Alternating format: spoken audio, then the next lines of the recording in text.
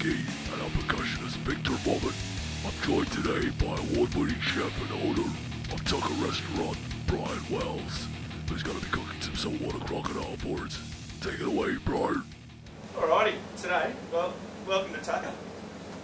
Today we're going to cook a seared sous vide crocodile with a celeriac and fennel remoulade, and we're also going to be having a side of caramelised onion and pear puree. So to start off with, crocodile is going to take about an hour to cook, and we're going to sous vide that. So it's going to be sitting in a water bath, temperature control, for about an hour, and we're going to cure it. So curing process usually takes a day, but we're going to show you how to cure it. But we've already got some pre-cured. So what we're going to do to start off with is we're going to do our crocodile. So we've got a crocodile tenderloin. We've just taken the sinew off, and we're going to cure it today in a bit of salt, sugar, and some vanilla bean. So two parts sugar, 1 part salt, and just a little bit of vanilla bean. We're going to scrape out, cut down the centre,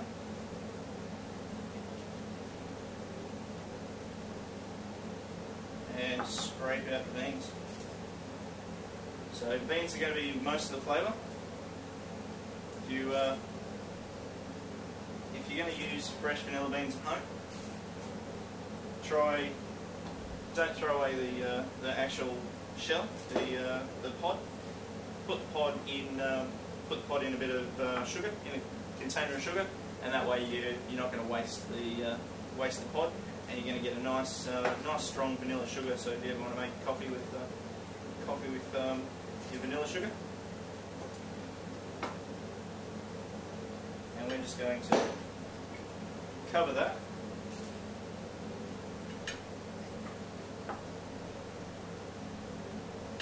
So the salt and the sugar is going to start to draw some of the moisture out of the crocodile, and it's going to start to impart flavour into the tenderloin. And you'd seal that. So you'd seal it and then put that in the fridge for about 24 hours. So we're going to do that. Yeah. So now that we've got that curing, our next step after curing that would be to put it in a temperature-controlled water bath. We cook crocodile at 57 degrees for 60 minutes. So it's in a cryovac bag, and then we put it in the water bath, and that goes on and it sets all the proteins inside, so it's nice and firm and cooked perfectly. We would then sear it on a pan just to get the caramelisation of sugar and the vanilla starting to come out and to warm it through. So we're going to do that in a minute. While we're waiting for that, we're going to start making the puree, which is we're going to caramelise some onions.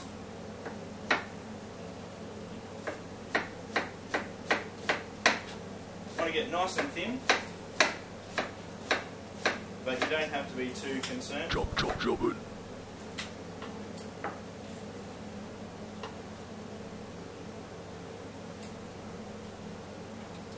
And just a touch of sugar and a touch of oil. We're going to put that and caramelise that on the stove.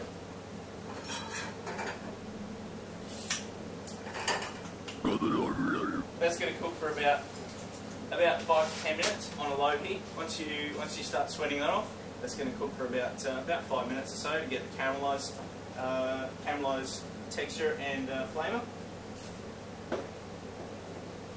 Once we do that, we're just going to cut some pears up.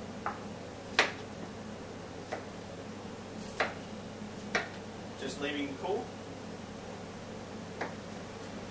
And then just roughly chopping up the pears.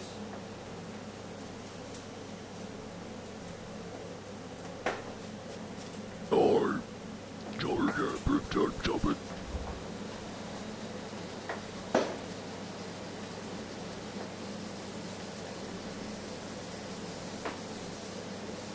So, through the magic of TV, it's been 5 minutes. and we're going to throw the pears in. We're going to sweat that off and just get a little bit of colour into the pears. And we're going to put a splash of white wine, which they've drunk. Tasty. So I've got some.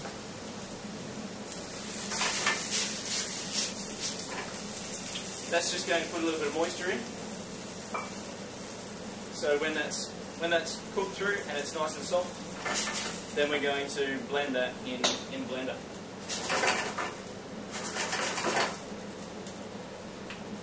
Just turning that down to a low, so it cooks out nice and slowly, and the natural sugars of the pears and the onions start to come out, as well as that extra little bit of sugar. So next, we're going to make a celeriac and a baby fennel remoulade. So a celeriac is a mix between a parsnip and a celery.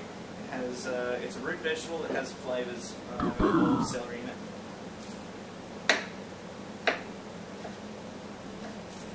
You got the knife again.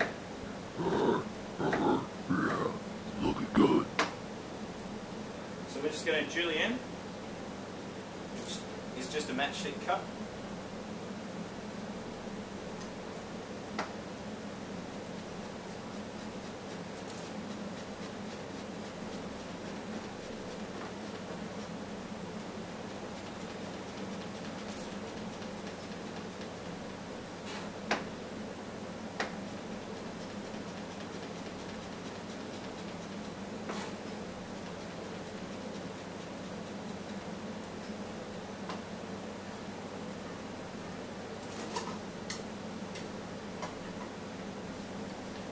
We're going to put a little bit of salt on this. This is going to start to draw out the moisture of the celeriac, and it's going to soften the celeriac up. So, and that just needs a couple of minutes. While we're doing that, we're just going to get some baby fennel, and again, nice and thin.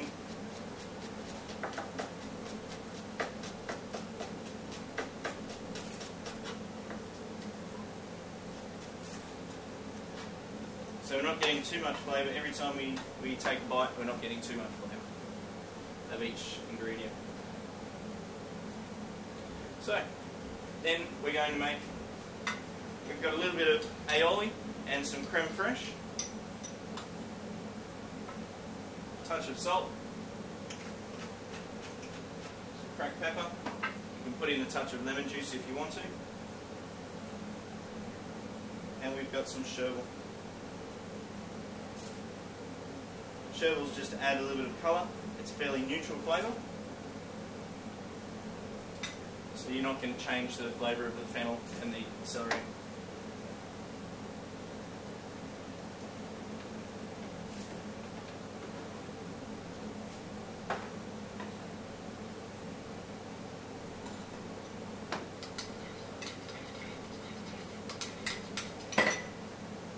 Add the fennel in.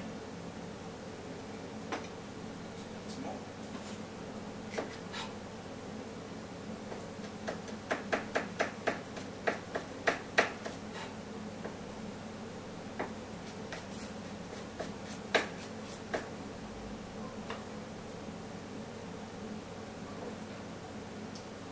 Now that's already starting to soften up, and we're going to start getting some moisture out of it. What we're going to do now is just rinse it off to get that extra bit of salt off. Squeeze it, get most of the moisture out. Yep.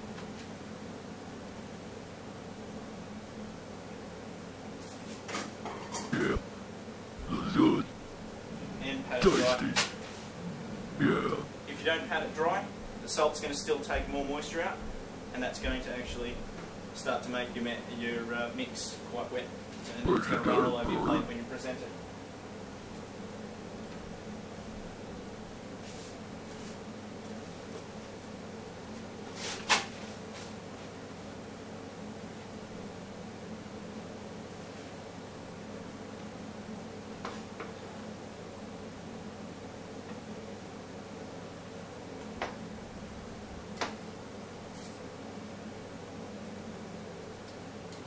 Just going to mix that around.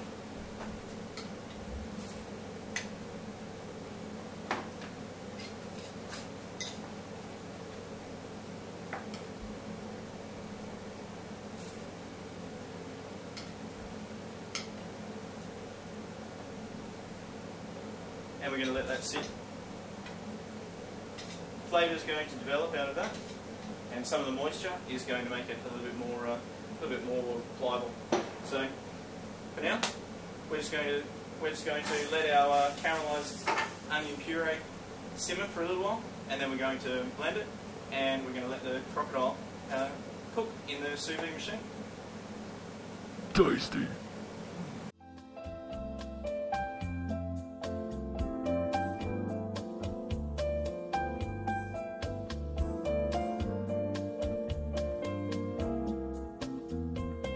Biggest Rhythm Kings formed in 2010. Basically we wanted to sort of get some of our zombie feelers out there, and we started jamming on some tracks and some things that were close to our zombie hearts. Basically, we put out our debut back in Pinata later in the year, and started making film clips, and it's just gone up and up from there.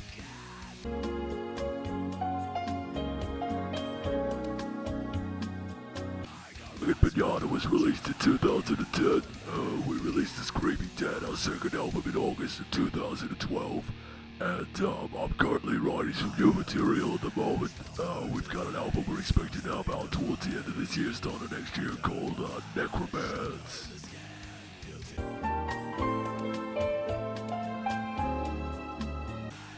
The writing process for us is a pretty straightforward kind of thing. Basically, I'll write all of the tracks and show it to the other guys and run it past our producer, and from there we'll sort of start sitting down with the song models and putting the drums to it and working it out as we go. But it's a pretty straightforward sort of process.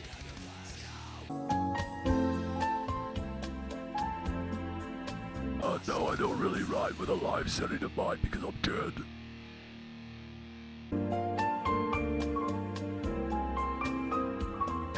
The extreme metal scene over here in Brisbane is fantastic, and Australia in general has an extreme metal scene. It's just fantastic.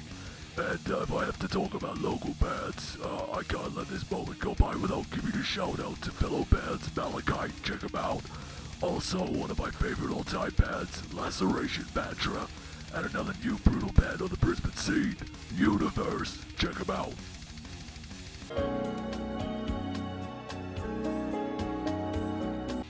Before we hit the stage, we usually like to have a glass of scotch from the Dead Hooker's Crotch.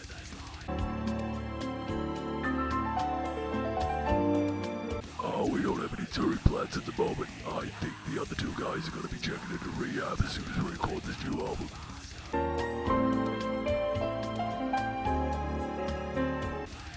I'm not really allowed to talk about that until after the court case settles. My solicitor said that we can't talk about anything.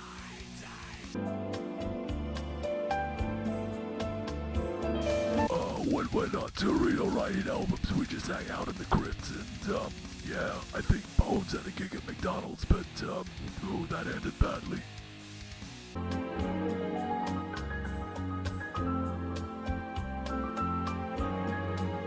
Nude pictures of Beyonder.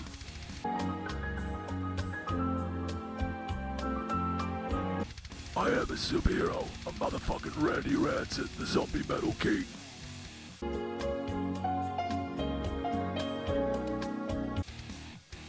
If I was on a desert island with 3 discs, I'd have to take our first album back at Pinata.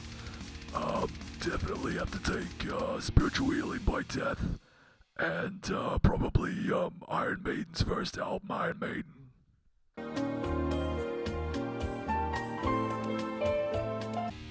We have no culinary training, that's why we've got Bryant doing the cooking.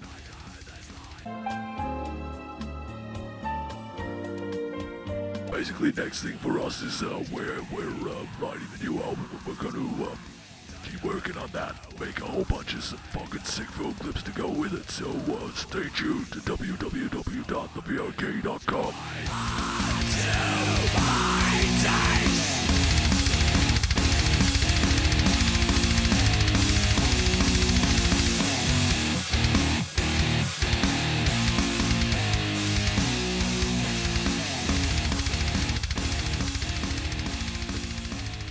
Hey, we're back. It's been 60 minutes, and yeah, as you can see over there, Bones has had a little bit too much to drink, and he's having a bit of a rest. So I'll kick back over to you, Brian. Alrighty. Well, we'll see what we can do working in such a mess. So first off, it's been about an hour. The crocodile has been sous vide for 60 minutes, like we said. So now we're going to get one, and we're going to seal it off, and so that's going to have the natural caramelisation, and then we're going to slice it up. The remoulade has sat for a little while, so that's the moisture has started to come out, so it's a little bit more pliable. And we've also blended our caramelised onion and pear puree, so that's ready to go. So we're just going to seal it off, warm the crocodile up. You don't want to serve the crocodile too warm. If you undercook crocodile, it's really chewy. If you overcook it, it's really chewy and dry and too strong. So, alrighty. So, just a touch of olive oil.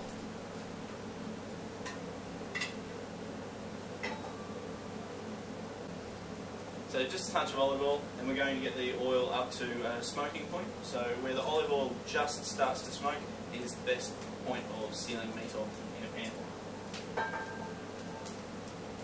You don't need to season your crocodile because you've already had salt and sugar and the vanilla in there, so it's already going to have the flavour imparted in. So that's part of the curing process, to impart flavour and to tighten up the meat and draw some of the excess moisture out. So we're just about ready.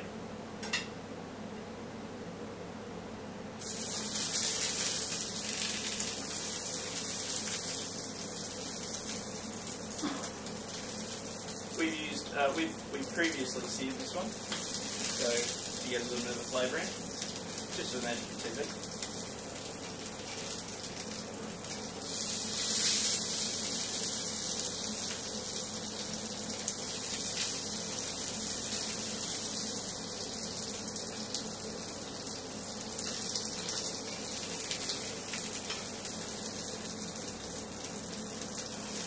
And then you put it in the oven for about 2 to 3 minutes.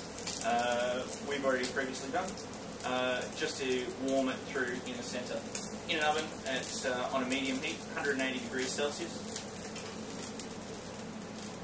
which I think is about 350 degrees Fahrenheit.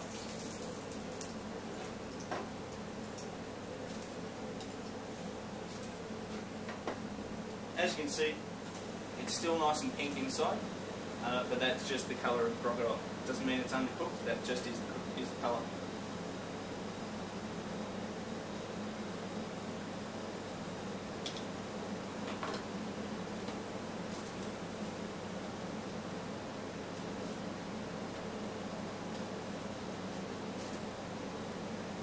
One tenderloin will weigh a couple of 100 grams, depending on the size of the crocodile. These are 2-year-old crocodiles that are farmed in cans. So we'll serve 2.5 people as a small meal.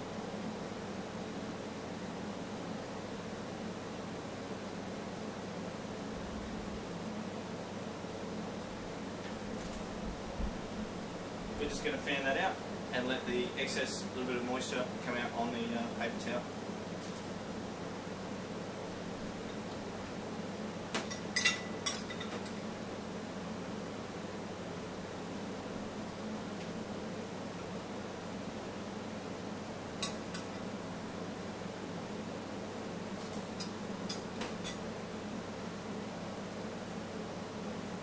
Again, just a touch of sherbet for garnish.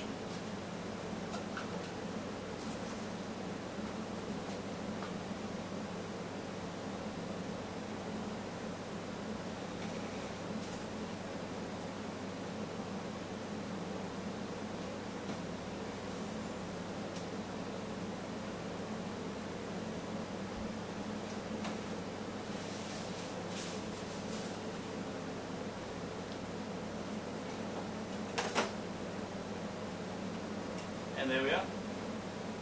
Vanilla cured crocodile with a celeriac and fennel remoulade and caramelised onion and pear puree.